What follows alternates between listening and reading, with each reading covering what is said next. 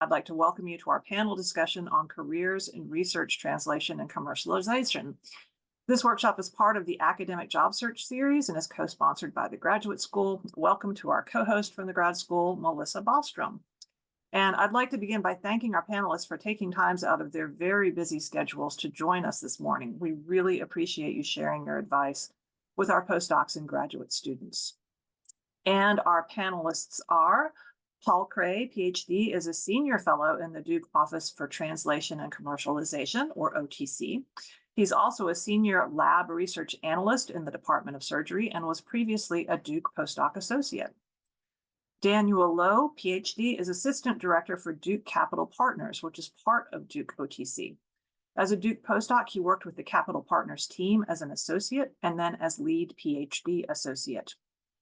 And Shweta Krishnan, PhD, is Assistant Director for Life Sciences for OTC.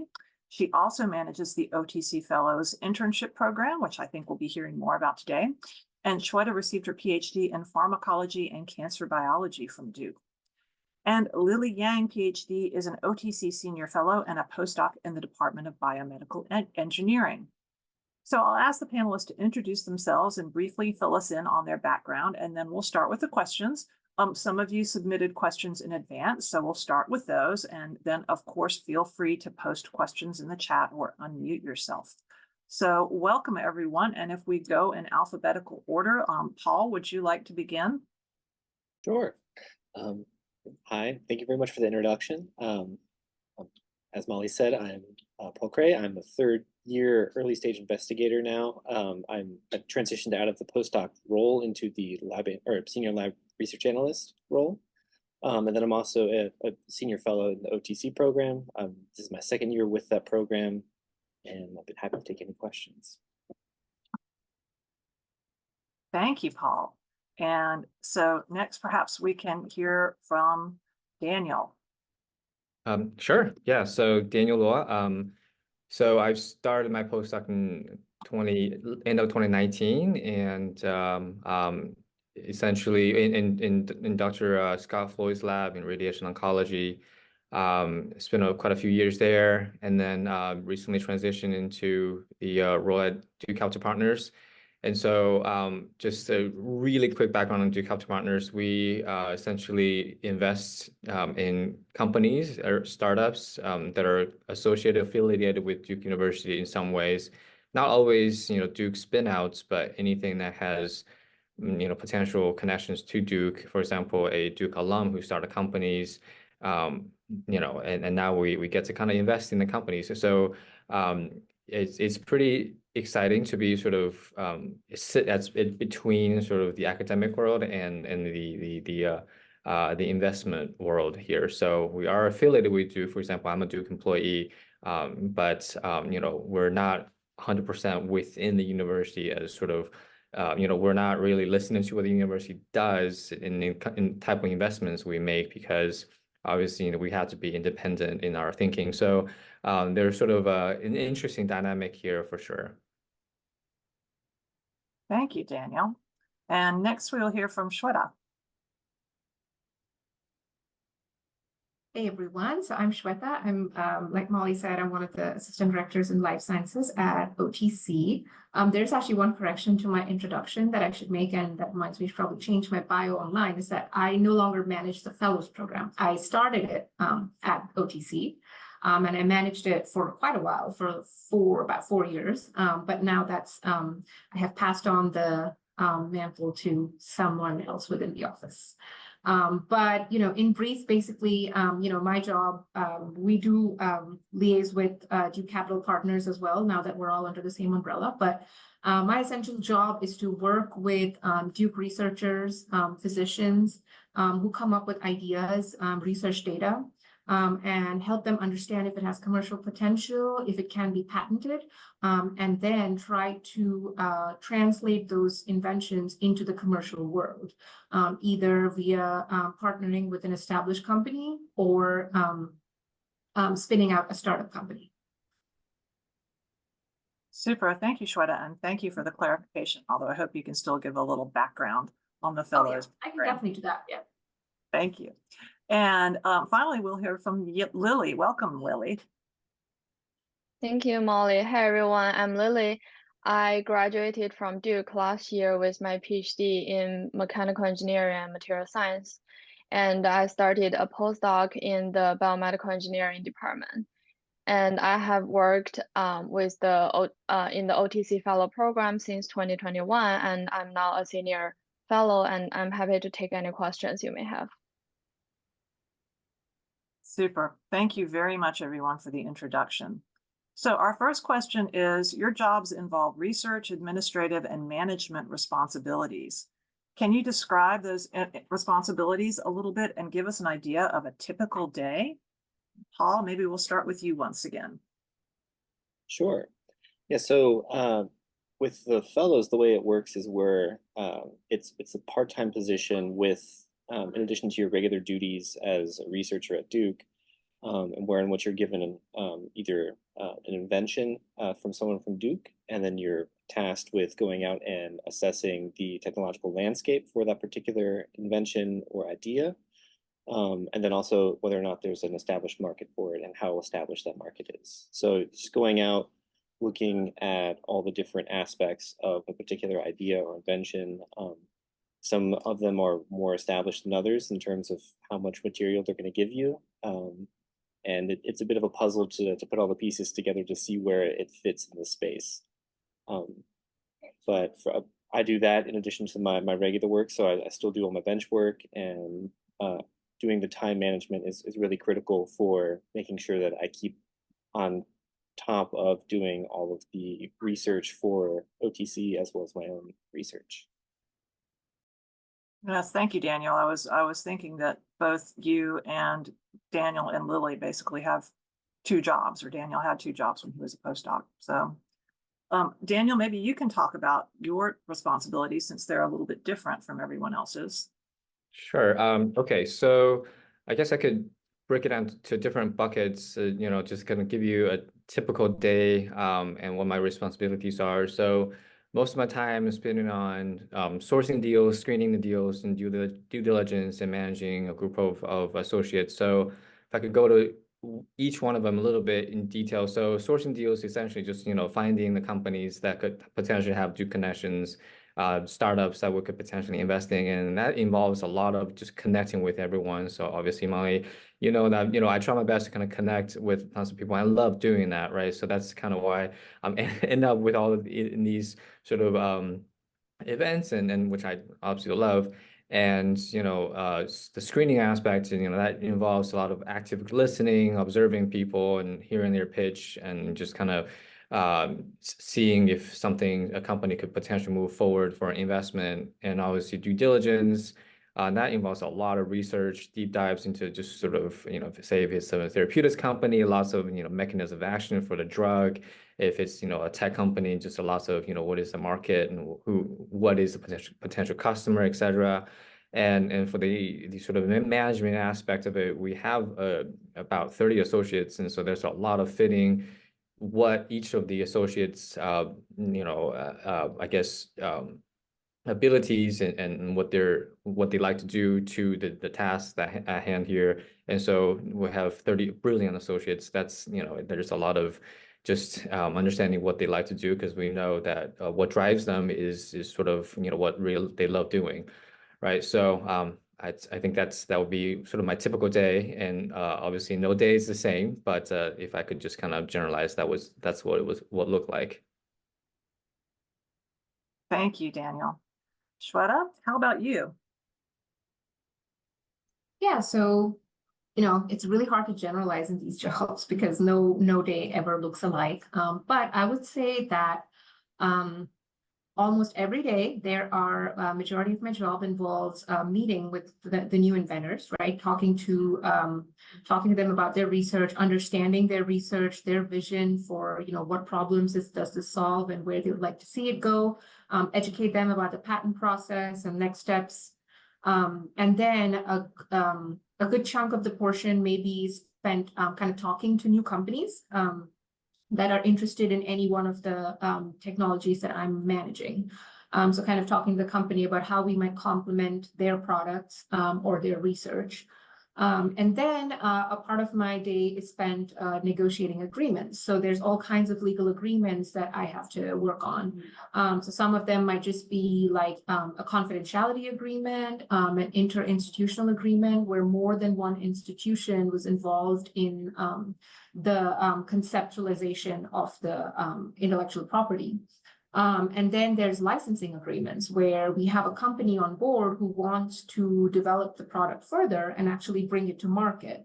And in that case, we formulate an agreement that has financials that enables that company to take our patent rights and practice those rights and actually sell a product onto the market. Thank you, Shweta. And Lily, how about you? I would say similar to what Paul said. The OTC Fellow Program is a part-time job. We typically work around 10 hours per week for this program. And of course, I was a PhD and now I'm a postdoc. I have my full-time job. So I would agree with Paul that time management is really important. I typically schedule my time through the Google Calendar. I allocate the time for experiments and I allocate the time for the OTC program where we need to do market secondary research through searching online or read literatures or reports, and then we need to read the reports. And as a senior fellow now, I also need to help the new fellow with their reports so that they could do a better job next time. And that requires also some editing. So similar to other panels, there's no same day, but by having a good time management, I think it's really good to have a part-time job as well as a full-time job to do both the bench work as well as some secondary research. Good to know. Thank you, Lily. So our next question is, what experiences during your graduate and postdoctoral training prepared you for this position? Paul, if we can start with you again. Sure. So how I actually got at this interface and into this sort of role was really doing our own sort of invention disclosures, and I'm coming to realize that this office existed and it was well established, and looking at these different interactions between the scientists and the commercial arm of Duke. And it was through that I realized that, oh, I can actually go and look into this space and potentially start getting some experience into it. Because I am not going to be following the traditional route of an investigator going through getting grants and starting my own lab and doing all that stuff. That's not where I'm interested in going with it. And this sort of experience for me of always trying to look for something. So during my graduate program, there were a couple consulting clubs, but nothing was formalized over at NCK where I did my graduate program. Whereas here there are some for both the advanced degree and also the undergraduate. And learning how to do case assessment and walking through those, I think really helped with trying to figure out how do I talk in the interview for the position.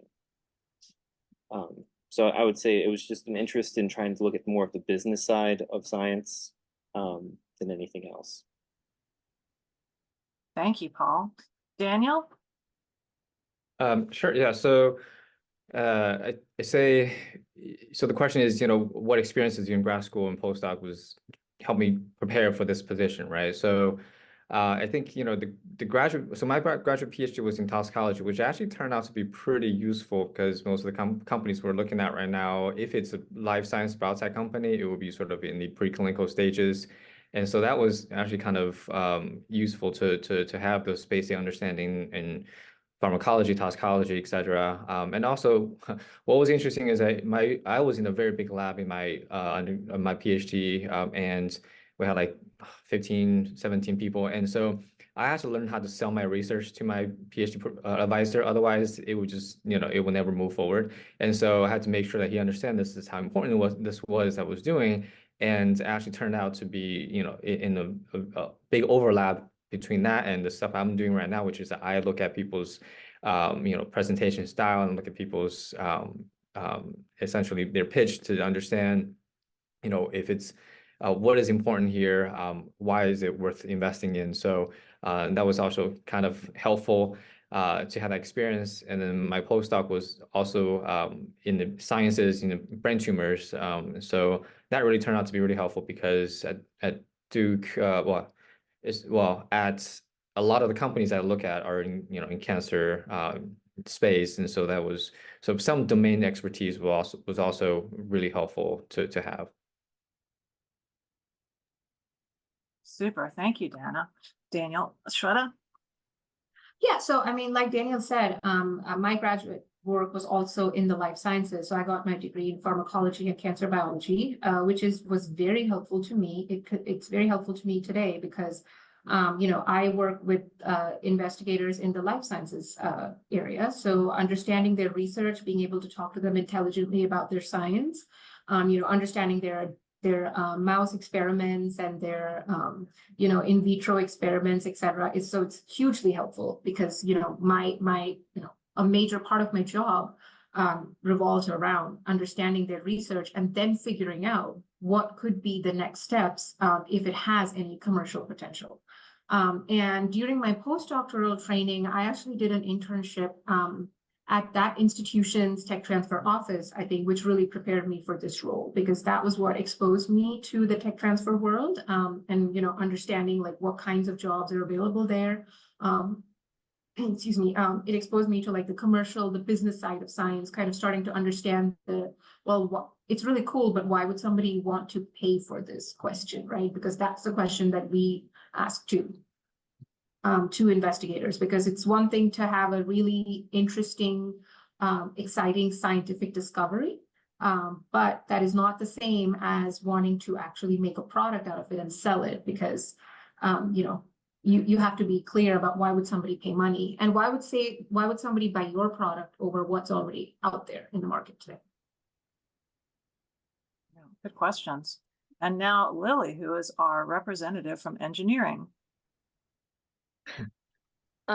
So I think first of all, similar to what Paul said, the first thing is definitely the interest in the interdisciplinary between like science and engineering with the business side of the world, mainly like how to move the technologies into real applications.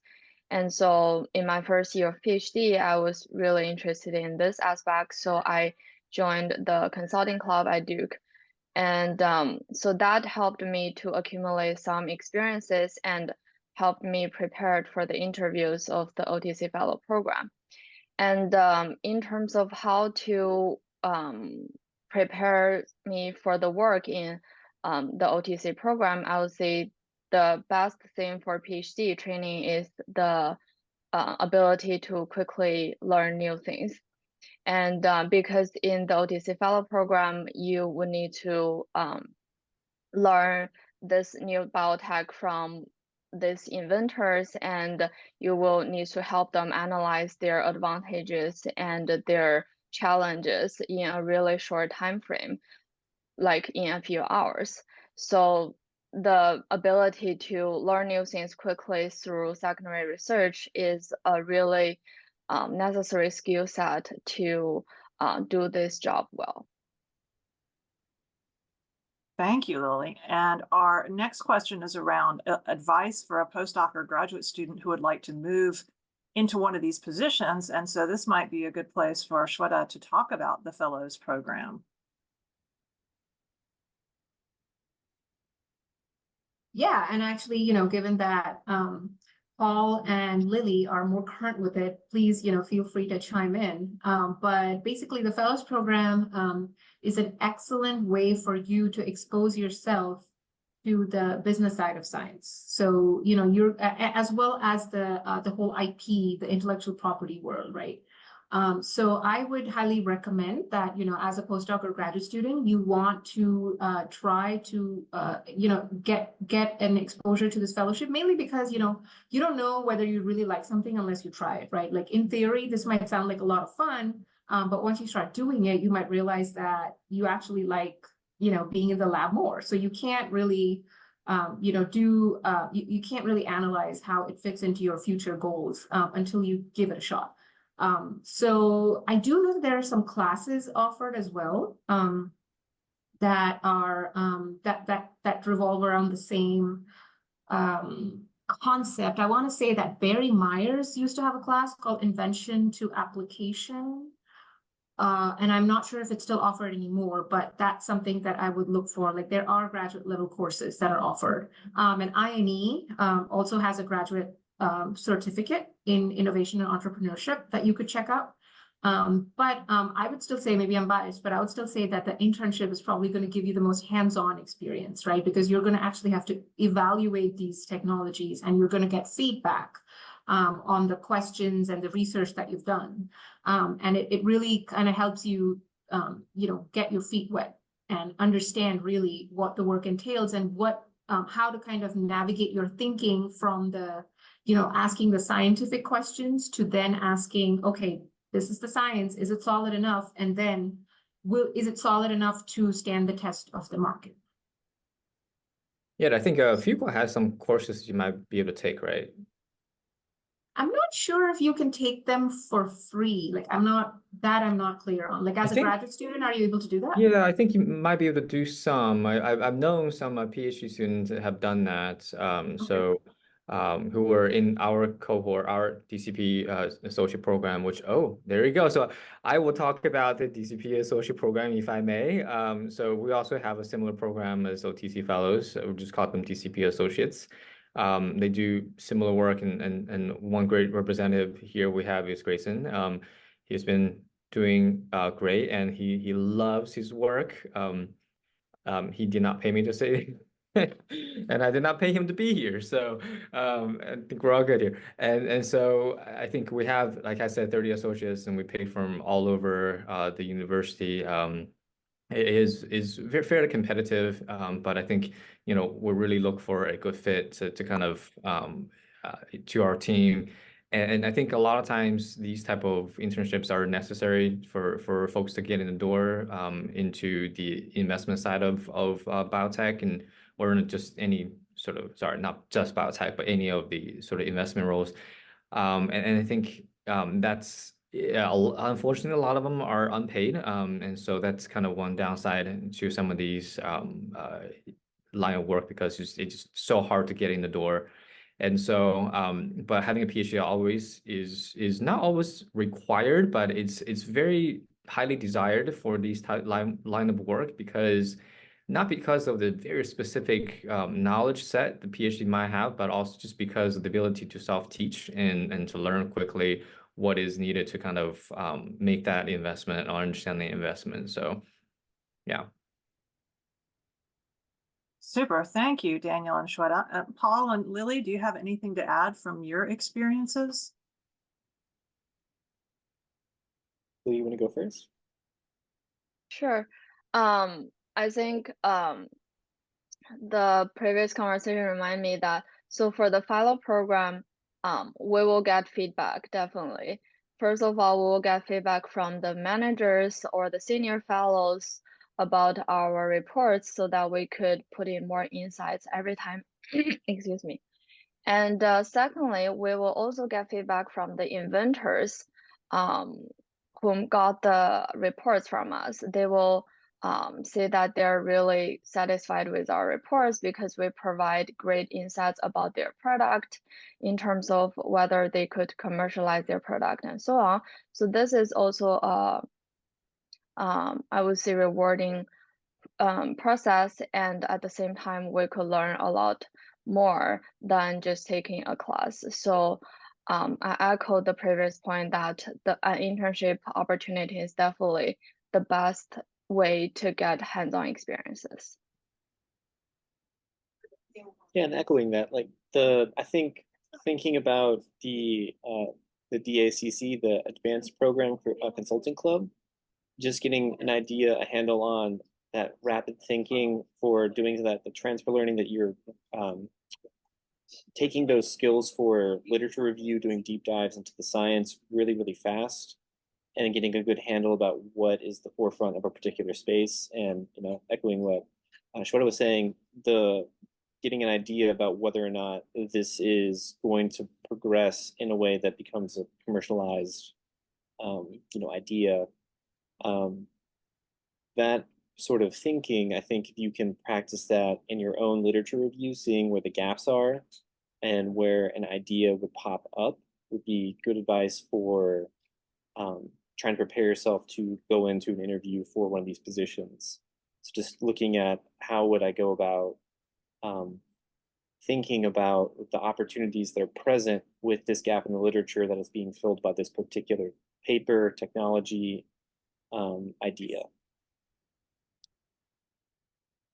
Super, thank you, Paul. And that led into one of our questions, which is about applying for these positions. Is there any, what should you highlight on your resume or your CV, and the interview process? I don't know if anyone else has thoughts about that for either the Fellows Program or Daniel's program or jobs. I could go first real quick. Typically, you know, again, you know, DCP has program. If you apply to our program, that could be a great way to kind of go into the field that I'm in. I say, you know, how do you structure your CV and resume? I think it would be a typical CV because you understand most of the folks coming out are going to have an academic background. And then the interview process, I say for us is a little bit more relaxed. As you know, we're part of the university. And so a couple rounds of interviews. And then, but I say if you were at an outside firm, typically 3 rounds of interviews, one at the associate level, the other at, say, partner level, and then maybe at the very last interview at the managing partner. And typically, you know, first couple are going to be Zoom, and then the last couple are going to be sort of in person. And so, yeah, that's how I would say.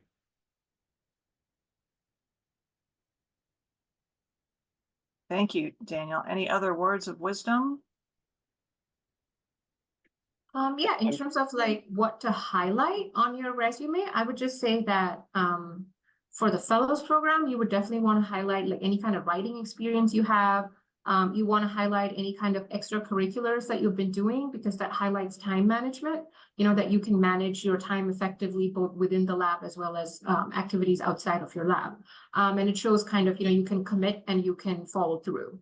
Right, and you can be self-motivated, which is really important for the Fellows Program. You have to, there's no one that's going to, you know, keep watching over you or micromanaging you. It's pretty hands-off, and you have to want to learn. As for jobs, I would definitely highlight everything that you have done to expose yourself to the commercial side or tech transfer side, right? Like whether there's specific classes you have taken, or if there's, you know, any internships you've done, you've done some kind of shadowing work. All of it is what I would highlight. I would put less focus on like the experimental techniques, you know, in the lab, because this is not, you know, you're not applying to a postdoctoral or academic position, right? So you don't want to necessarily say that you can do RT-PCR and Western blotting and CHIP and all that, you know. So, and you want to focus, you want to talk about any kind of exposure you've got, and you want to talk about any publications, and you want to talk about any kind of like leadership positions that you've had. I think those would be what I would highlight for a job. Wonderful. Thank you, Shweta. Paul, I think you were going to say something. Oh, yeah, I'm just echoing off of what Shweta just said. A lot of the interview process was fairly relaxed. The in-person interview, they were asking a lot of questions about the communication and extracurriculars, for its, you know, the time management and making sure the motivation was there. Wonderful, thank you. And Lily, I know you mentioned that you were also part of the consulting club. So what is this for the resume that comes up? yeah, like it seems Or- like that would be also helpful, like showing that you had a sense of sort of the business side of science. Yeah, definitely. So in the consulting club, I have been in the consulting club for many years. And now the consulting club has a lot of opportunities spanning from have some management experiences to you can practice cases through the consulting club, or you can also take the leadership positions and also participate in the case competition. So there are a lot of opportunities, and all of these are really relevant to any of the business side of science and technology apart from your research experiences. So if on your resume you have your excellent academic background and research experiences, and also you have either experiences from the consulting club or the internship, that will help you nail down at least the screening of the HR part. Excellent, thank you. So as we know, most research universities have an office of tech transfer. Could you give us an idea of what the starting pay, so just ballpark figure, could be expected for a PhD who's starting out in one of these positions?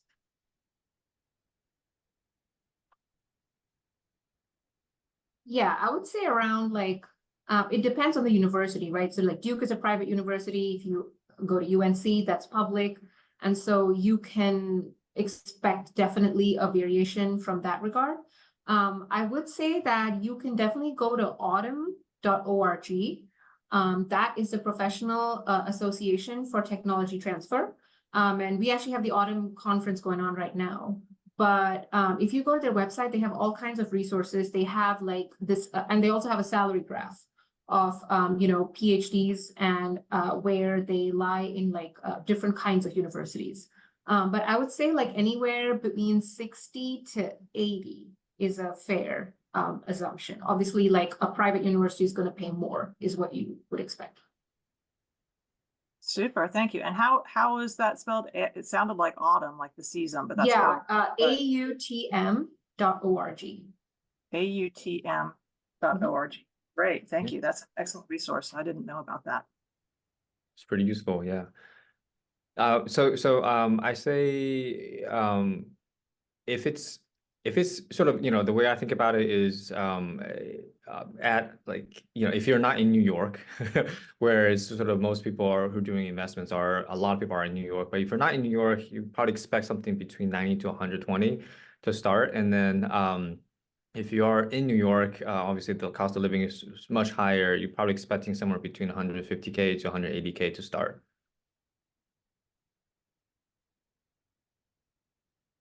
Good to know. Thank you. So what is the career progression for this type of position? So I can jump in. So essentially, the career progression is pretty clear for folks that are sort of in investment type of fields. You start with an associate and you move on to more of a principal or and then director level, and then eventually you make partner, and that's sort of everyone's goal. And so I think it's fair. I can probably go into the job security at the same time. I think it's fairly good to have it's the job security pretty well in this field. It's more like people move around quite a bit, but it's usually once you're in this investment sort of field, you don't usually have to leave unless you choose to do, say, to become a startup founder or something. Then you kind of do your own thing. But a lot of people do. They do a lot of these spend years as some kind of in venture capital, and then they move to the other side of the table and do a startup. Super. Thank you, Daniel, for going into the second question, which was, about job security. So one question that we often is asked are, what is the work-life balance like for these types of positions? Better than the lab, worse than the lab, about the same? Depends on the season.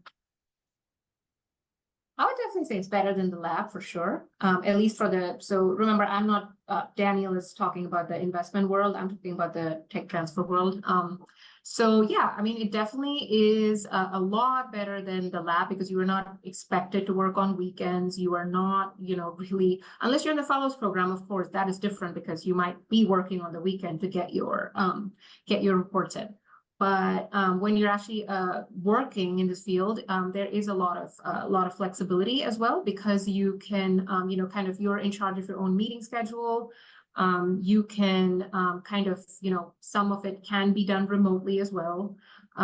So definitely like in-person meetings with the inventors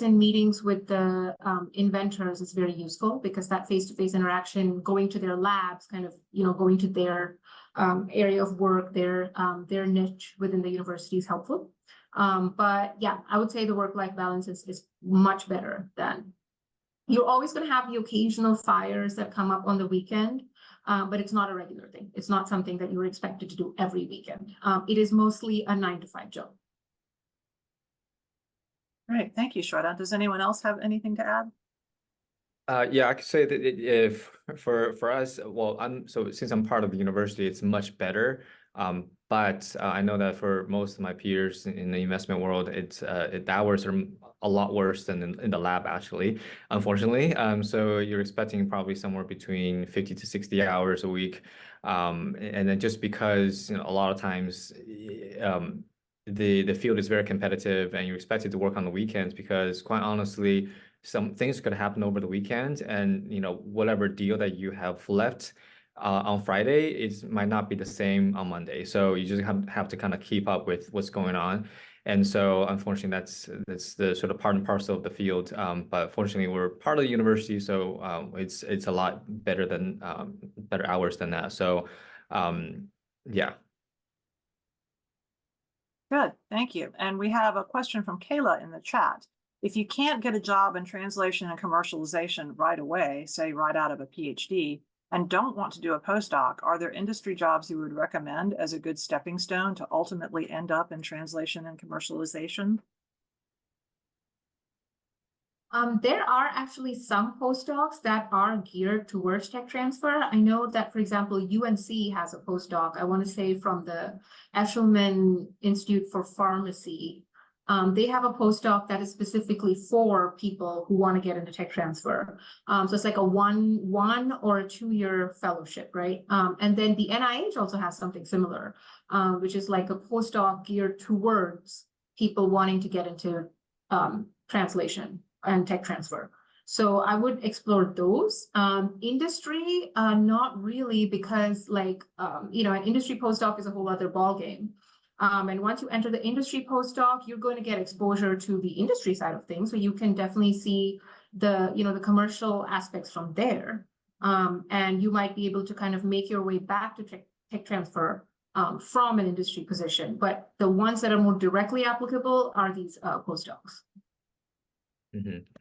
There's also an entrepreneurial postdoc program here at Duke from the BME program. Just to let you guys know. Good to know. Thank you. We've reached the end of our scheduled questions. The panelists did a great job of answering everything that we had on the list.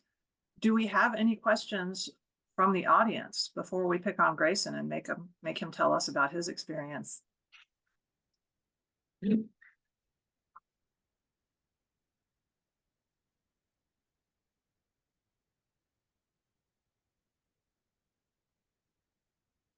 Grayson's feeling the heat right now. He's like, uh-oh. It's okay. Yeah, you can speak freely, Grayson. I'm not listening. No, luckily I only have good things to say. Okay. We got a question from Haley.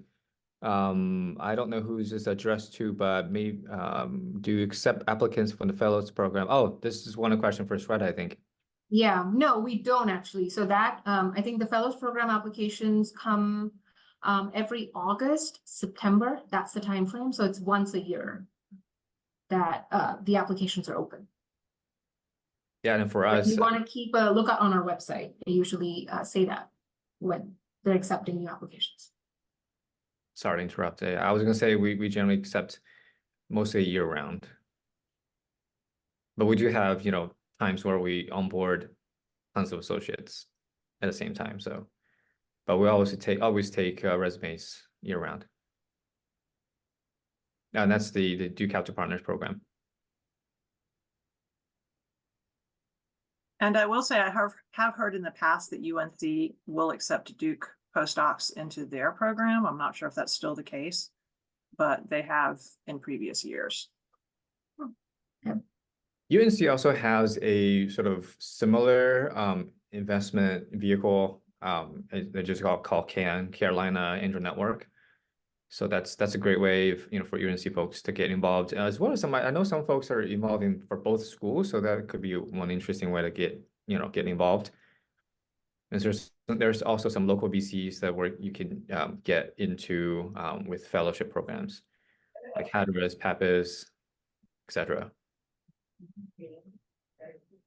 Oh, and for international postdocs, we don't really care about sort of the those type of things, because we're not. It's technically still part of the university. We're just that we're asking for a few hours of work per week. There's really no limitation for international students at this point for us. Yeah, same thing. You're welcome to apply to the fellows program as well. With that, it's great to see you here, by the way. Oh yeah, good to see you too. Thanks for talking about this. Yeah, of I'm course. learning a lot. Yeah, text me afterwards. We can get drinks later. Oh yeah, definitely. See, Daniel knows everybody. So just to clarify, neither of the internship / fellowship programs are paid, correct? So I'm just thinking in terms. Fellows program is paid, sorry. Yeah. Okay. But that wouldn't interfere like if you were on an H-1B because it's inside the university. That's right. Yep. So do we have any other questions or comments from our audience members?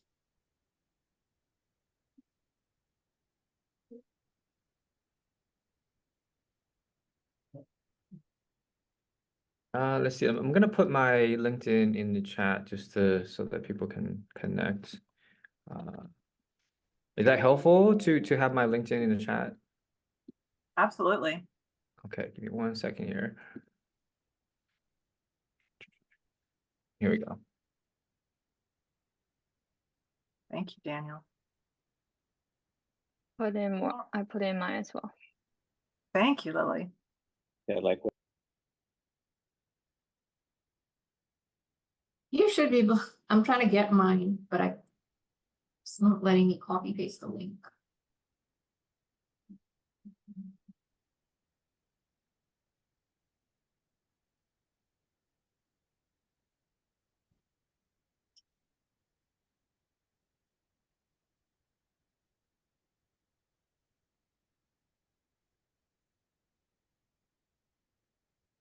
There we go. Great.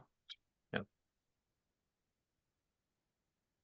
All right, well, if there are no more questions, I will say what my boss loves to say. And we are giving you back 10 minutes in your day.